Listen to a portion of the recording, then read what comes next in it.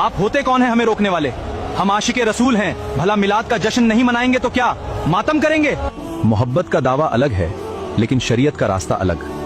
क्या नबी सल्लल्लाहु अलैहि वसल्लम ने ऐसे जश्न का हुक्म दिया था? तुम जैसे लोग तो खुशी से ही जलते हो। तुम लोग गुमराह हो, वहाबी हो, इब्लीस की औलाद हो जो जश्न और खुशी से चिढ़ते हो। गालियां देने से आप हक पर नहीं हो जाते। गालियां छोड़कर कुरान और सुन्नत से एक भी दलील पेश करो। दलील चाहिए? कुरान में है कि अल्लाह की रहमत पर खुशी मनाओ और नबी करीम हमारे लिए सबसे बड़ी रहमत हैं, तो हम डीजे बजाएं या जुलूस निकालें, हमारी मर्जी, तुम्हें क्या? ये तो अधूरी बात है। कुरान में आगे ये भी फरमाया गया है कि जो रसूल की मुखालफत करे और सहाबा का रास्ता छोड़े उसका ठिकाना जहन्नम है।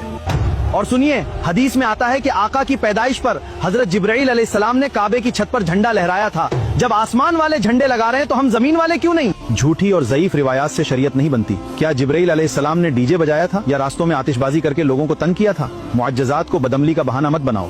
और आपकी दिलजोई के लिए मान लिया कि ऐसी कोई सही हदीस भी होगी, पर यह तो अल्लाह का मामला है। क्या नबी अलैहिस्सलाम ने या किसी सहाबी रसूल ने ऐसा अमल करने को कहा है? दीन अल्लाह और अल्लाह के रसूल का हुक्म है जिन पर अमल करके असहाबे रसूल ने दिखाया है।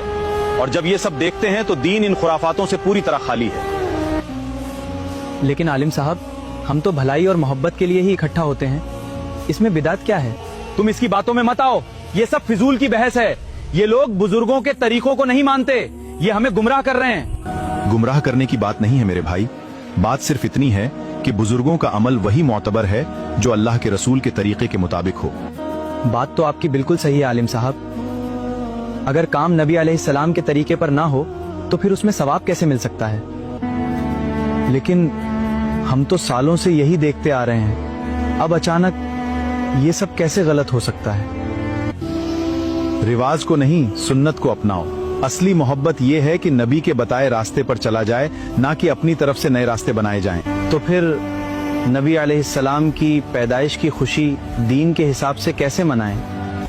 हदीस में है कि जब नबी अलैहिस्सलाम से पीर के रोजे का पूछा गया तो फरमाया, इस दिन मैं पैदा हुआ था, इसलिए हमें रोजे रखने चाहिए, हमें शरीयत बदलने की जरूरत नहीं। कुरान में अल्लाह फरमाता है कि नबी अलैहिस्सलाम की जिंदगी तुम्हारे लिए बेहतरीन नमूना है, इसलिए हमें बेअदबी बंद करनी होगी और उनकी सुन्नत को जिंदा करना होगा। आपकी बात ने हमारी आंखें खोल दी। अल्लाह हमें हक बात समझने और सुन्नत पर चलने की तौफीक दे। आमीन। अल्लाह हम सबको सिरातल मुस्तकीम पर कायम रखे। आमीन। और सुन्नत पर चलने की तौफीक अता फरमाए। आमीन।